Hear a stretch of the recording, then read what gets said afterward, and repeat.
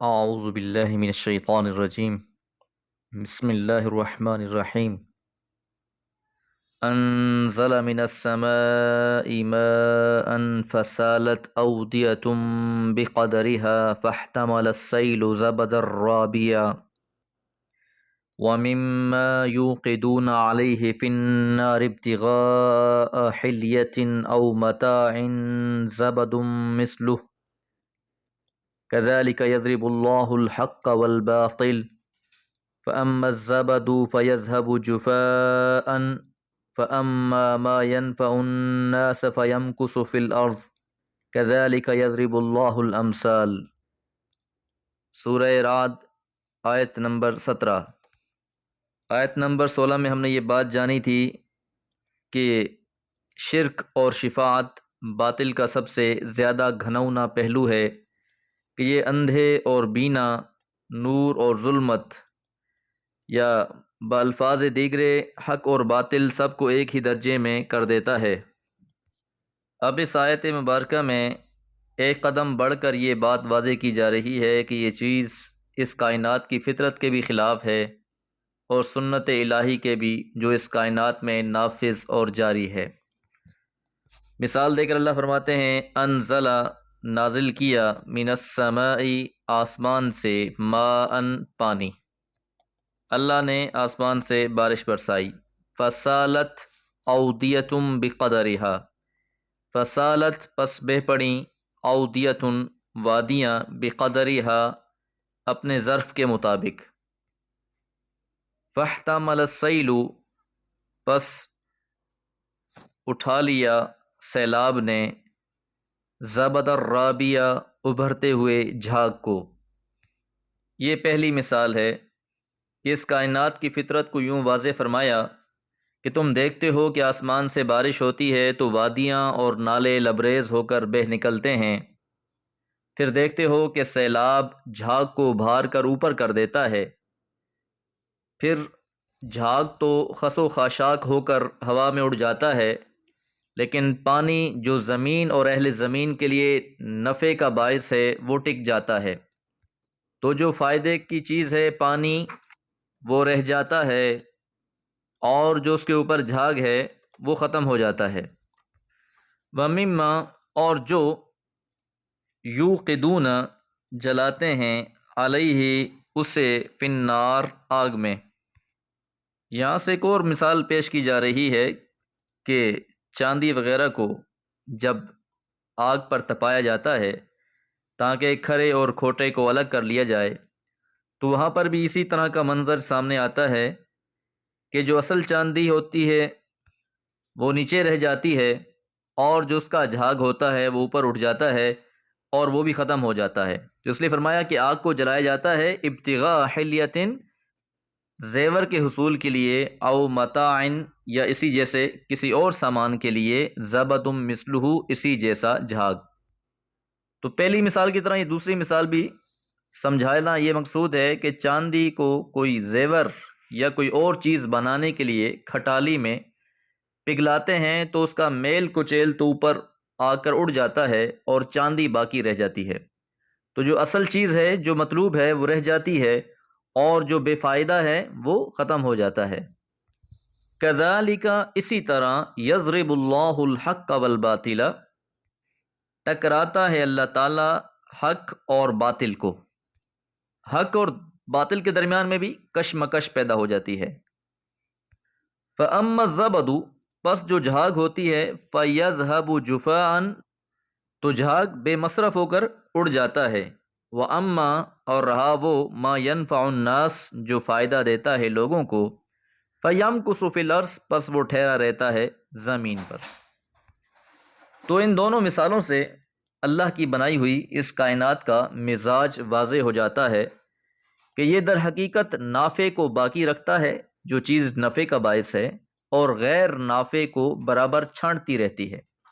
پھر اسی طرح اللہ تعالیٰ نے اپنی اس سنت کو مبنی کیا ہے کہ وہ بھی اسی طرح حق اور باطل کو ٹکراتا ہے، تو اس ٹکراؤ سے حق کے اوپر باطل کا جو جھاگ ابھرتا ہے وہ یوں ہی خس و خاشاک کی طرح اڑ جاتا ہے۔ البتہ حق جو لوگوں کو نفع پہنچانے والی چیز ہے وہ باقی رہ جاتی ہے۔ مطلب یہ ہے کہ اسی طرح اس قرآن کی صورت میں جو بارش زمین پر ہوئی ہے اس نے بھی کچھ جھاگ ابھار کر اوپر کر دیے، لیکن یہ سارے جھاگ فنا ہو جائیں گے اور قرآن اور اس کے حاملین باقی رہ جائیں گے۔ ایک طرف مکہ کا ابتدائی زمانہ ہے تو مسلمان کمزور ہیں، جو اس قرآن پر عمل کرنے والے ہیں، اس کو ماننے والے ہیں، وہ کمزور ہیں، اور مشرکین جھاگ کی طرح ابھر کر ان کے اوپر چھائے ہوئے تھے، ان کو ستا رہے تھے، اور بالآخر آہستہ آہستہ یہ سارا جھاگ اٹھتا گیا اور جھاگ سارا مٹ گیا، اور اللہ تعالیٰ نے ان کو باقی رکھا جو نفع کا باعث تھے اس کائنات کے لیے۔ کذالک، اسی طرح یضرب اللہ، پیش کرتا ہے اللہ تعالیٰ، امثال، مثالیں۔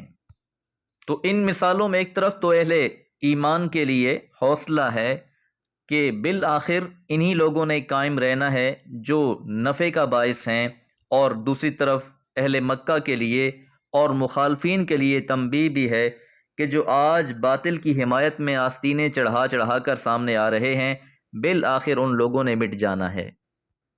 اللہ تعالیٰ سے دعا ہے اللہ تعالیٰ حق کو قبول کرنے والا اور حق کی حمایت کرنے والا بنائے۔ وما علیہ الا البلاغ۔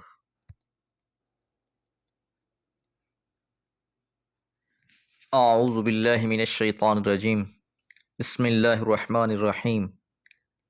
للذین استجابوا لربهم الحسنى والذین لم يستجیبوا له لو ان لهم ما في الارض جميعا ومثله معه لافتدوا به اولئک لهم سوء الحساب ومأواهم جہنم وبئس المہاد۔ افمن يعلم انما انزل الیک من ربک الحق کمن هو اعمی انما یتذکر اولو الالباب۔ سورہ رعد آیات 18 اور 19۔ جو بات پچھلی آیت مبارکہ میں ایک تمثیل کی صورت میں پیش کی گئی تھی، اس آیت مبارکہ میں وہ سادے انداز میں بیان کی جا رہی ہے۔ للذین، ان لوگوں کے واسطے، ان لوگوں کے لیے، استجابوا لربہم، جنہوں نے اپنے رب کی دعوت پر لبیک کہا، جنہوں نے اپنے رب کی دعوت کو قبول کر لیا، الحسنہ یعنی العاقبۃ الحسنہ، ان کا انجام بہت بھلا ہوگا، بہت اچھا ہوگا۔ سادہ سے الفاظ میں یہ کہہ دیا گیا کہ جو لوگ آج اس دعوت پر لبیک کہہ رہے ہیں، جو اللہ کا رسول قرآن کی شکل میں پیش کر رہا ہے، ان کا انجام تو بخیر ہے۔ رہے وہ لوگ جو اس سے گریزاں ہیں، اس کی مخالفت کر رہے ہیں، تو وہ یاد رکھیں کہ جب ان کے سامنے ان کا انجام آئے گا تو اس وقت ان کی حالت بڑی عجیب ہوگی۔ وہ حالت کیا ہوگی؟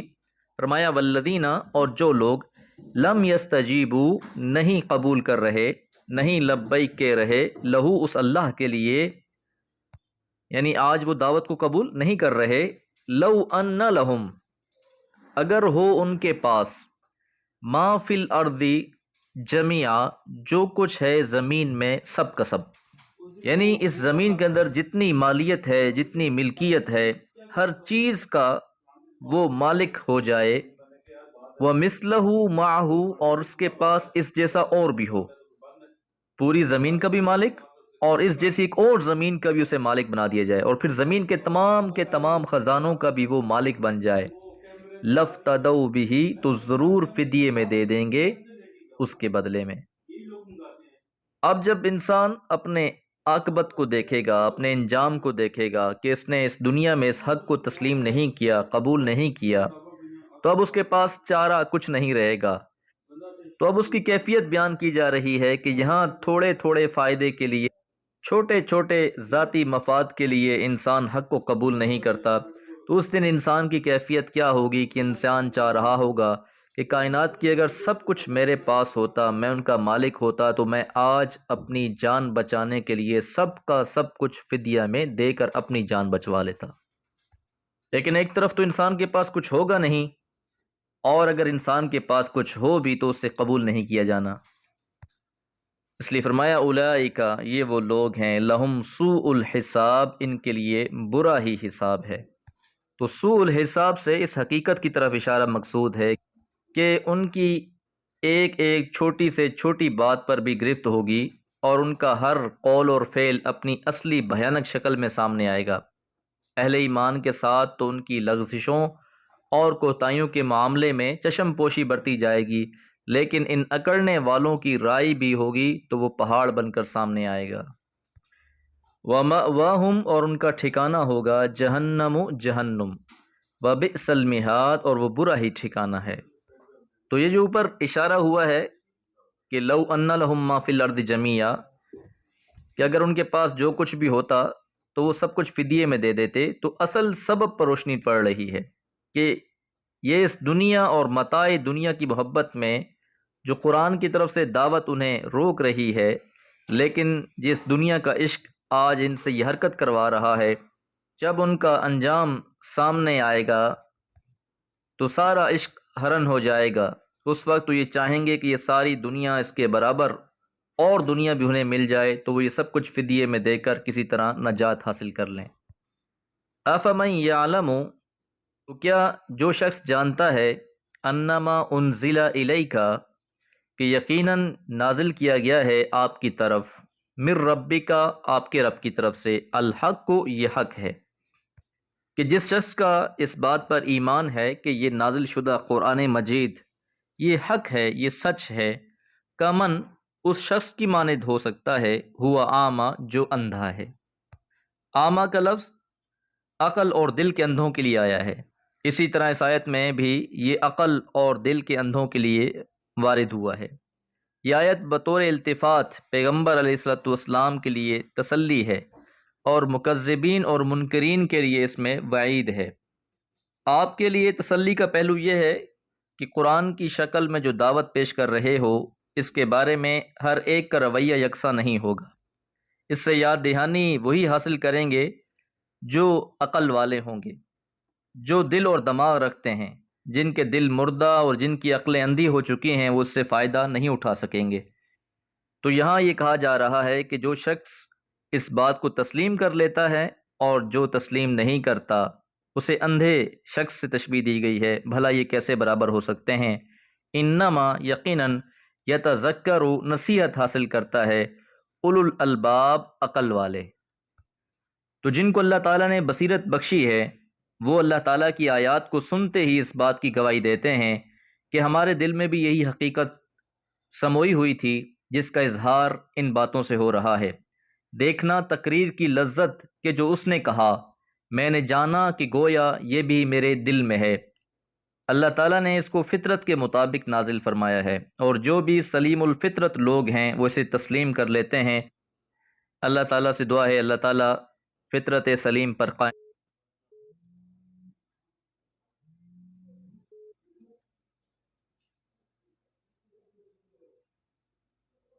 قائم رکھے۔ وما علیہ الا البلاغ۔